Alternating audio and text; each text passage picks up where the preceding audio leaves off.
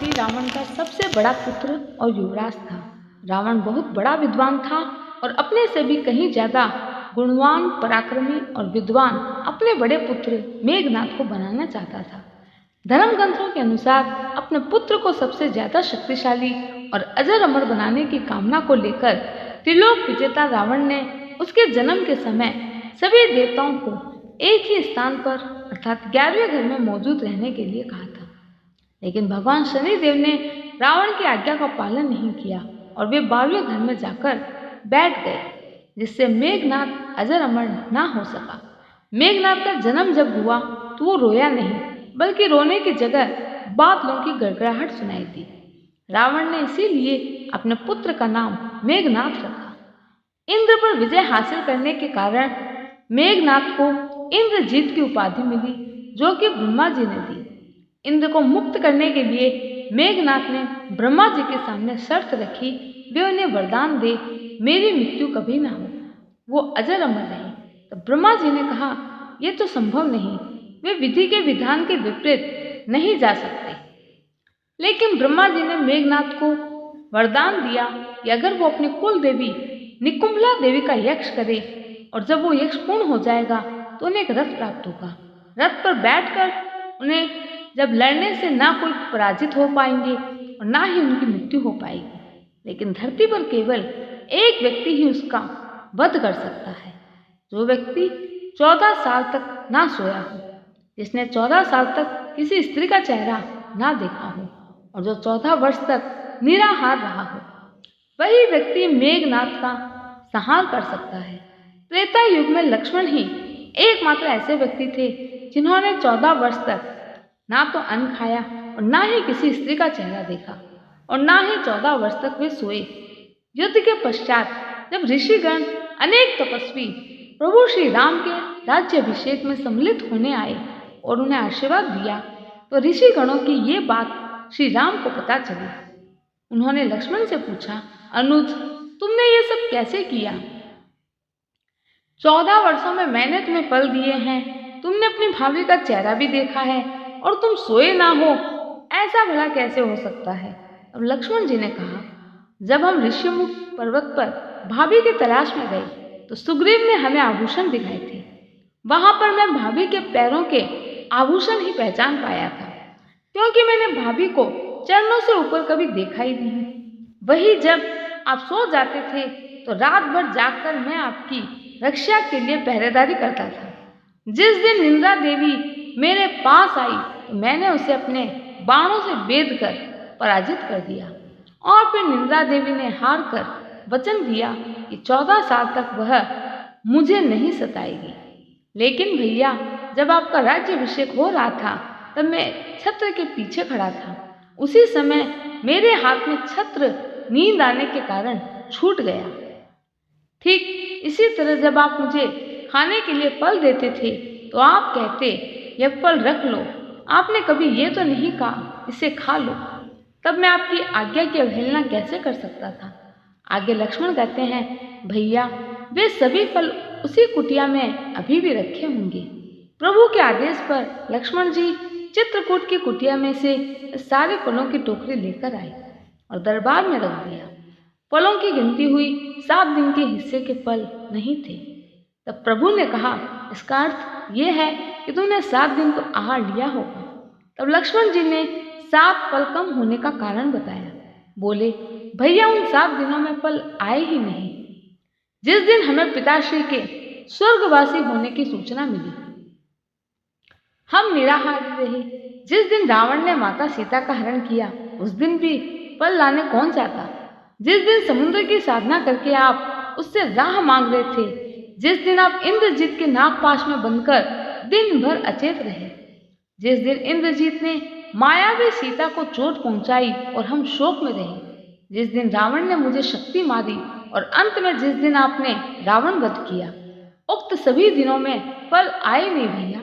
फिर लक्ष्मण ने कहा, भैया, मैंने ऋषि विश्वामित्र मुनि से एक अतिरिक्त विद्या का ज्ञान प्राप्त किया था। वो है बिना आहार लिए जीने की विद्या। उसके प्रयोग से मैं 14 साल तक अपनी भूख को नियंत्रण कर सका, जिससे इंद्रजीत मारा गया और ये सब आपके आशीर्वाद का नतीजा है। ये सब कुछ बातें सुन के प्रभु श्री राम की आंखें नम हो गई। प्रभु राम ने कहा, लक्ष्मण, तुम जैसा ना हुआ ना ही होगा। इस त्याग को पृथ्वीवासी युगों युगों तक याद रखेंगे। मेघनाथ की पत्नी, जिनको सती सुलोचना के नाम से भी जानते हैं, सती सुलोचना वासुकी नाग की पुत्री थी, जो भगवान शंकर के गले में लिपटी हुई थी और लंका के राजा रावण के पुत्र मेघनाथ की पत्नी है, जिसका जन्म वासुकी नाग के आंसुओं से हुआ है। सती सुलोचना का जन्म रहस्यमय तरीके से हुआ था।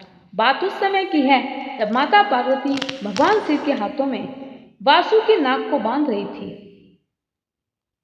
माता पार्वती ने वासुकी नाग को भगवान शिव के गले में थोड़ा कसकर बांध दिया, जिससे वासुकी नाग की आंखों से 2 आंसू गिरे और एक आंसू से सती सुलोचना और दूसरे आंसू से राजा जनक की पत्नी रानी सुनैना का जन्म हुआ।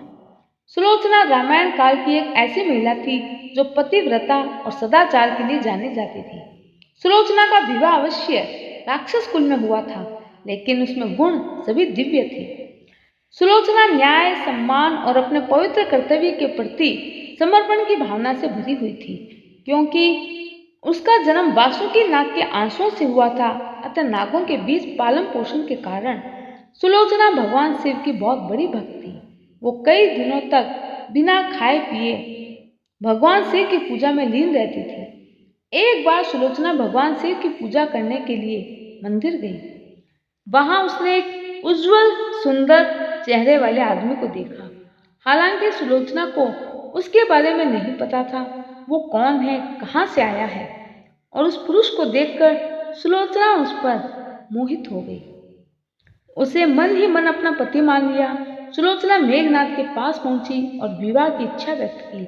सुलोचना भी कम सुंदर नहीं थी। उसकी सुंदरता को देखकर मेघनाथ भी विवाह के लिए तैयार हो गया। मेघनाथ सुलोचना का हाथ मांगने वासुकी नाग के पास पहुंचा। वासुकी नाग अपनी पुत्री सुलोचना से बहुत प्रेम करते थे। मेघनाथ और सुलोचना का विवाह असंभव था, लेकिन उस समय मेघनाथ की विजय का डंका चारों दिशाओं और तीनों लोकों में गूंज रहा था। मेघनाथ के पास अनेक शक्तियां और वरदान थे। तीनों लोकों में उसके जैसा कोई नहीं था। इसलिए वासुकी नाग ने मेघनाथ से प्रभावित होकर सुलोचना और मेघनाथ का विवाह करवा दिया। सुलोचना को प्रमिला के नाम से भी जाना जाता है। लक्ष्मण स्वयं शेष नाग के अवतार थे। वह सुलोचना नाग कन्या थी। इसलिए एक तरह से सुलोचना लक्ष्मण की पुत्री हुई और मेघनाथ लक्ष्मण का दामाद। जब मेघनाथ तीसरी बार प्रभु श्री राम के भाई लक्ष्मण से युद्ध करने जा रहा था, तो वो अंतिम बार अपने माता पिता और सुलोचना से मिलने आया। अपने पिता रावण को समझाने आया था, प्रभु श्री राम नारायण का अवतार है, अब आप माता सीता को उन्हें लौटा देना चाहिए। लेकिन रावण उसे युद्ध भूमि में जाकर युद्ध करने का आदेश दिया। ये सुनकर मेघनाथ अंतिम बार युद्ध भूमि में जाने लगा तो माँ मंदोदरी ने उसे रोकने का प्रयास किया और विलाप करने लगी। माँ से मिलने के बाद सुलोचना से मिलने में घबरा रहा था, क्योंकि उसे लगा कि उसकी माँ की ही तरह उसकी पत्नी सुलोचना भी रोकने का प्रयास करेगी। लेकिन उसके आश्चर्य का ठिकाना नहीं रहा जब सुलोचना को एक निर्भीक स्त्री की भांति खड़े देखा, जिसकी आंख में एक भी आंसू नहीं था, ना ही मुख पर कोई डर। वो एक निडर महिला की भांति खड़ी थी, जिसे मेघनाथ को युद्ध भूमि में वीरों की भांति युद्ध करने को कहा। ये देखकर मेघनाथ को सुलोचना पर बहुत गर्व हुआ तथा वह तेज गति से युद्ध भूमि के लिए निकल पड़ा। इसके बाद मेघनाथ का लक्ष्मण के हाथों वध हुआ। मेघनाथ का एक हाथ सुलोचना के पास आकर गिरा। उसे यह देखकर विश्वास नहीं हुआ तथा उसने युद्ध का सारा वृत्तांत उस हाथ को बताने के लिए कहा। तब मेघनाथ के कटे हुए हाथ ने सब कुछ लिखकर सुलोचना को युद्ध का सारा वृत्तांत सुना दिया और ये विश्वास दिलाया कि वो हाथ उसी के पति का है। दूसरी ओर लंका में मेघनाथ का शरीर बिना मस्तक के पहुंचा था। ये देखकर रावण मंदोदरी सब बुरी तरह से विलाप कर रहे थे। सुलोचना ने अपने ससुर रावण से जाकर कहा वो अपने पति के शरीर के साथ सती होना चाहती है, लेकिन बिना मस्तक के वो सती नहीं हो सकती। रावण ने शत्रु से मेघनाद का सिर मांगने से मना कर दिया, लेकिन सुलोचना को वहां जाने की अनुमति दे दी। इसके बाद सुलोचना अकेली प्रभु श्री राम के पास गई। वो उनसे अपने पति का मस्तक मांगा। देखकर वानरराज सुग्रीव को आश्चर्य हुआ कि सुलोचना को कैसे पता चला मेघनाद का मस्तक उनके पास है। सुग्रीव ने अपनी जिज्ञासा शांत करने हेतु सुलोचना से सारी बात पूछी। सुलोचना ने बताया मेघनाद उसके पति के कटे हाथ से उसे ये सारी घटना मालूम चली। यह सुनकर सुग्रीव को आश्चर्य हुआ।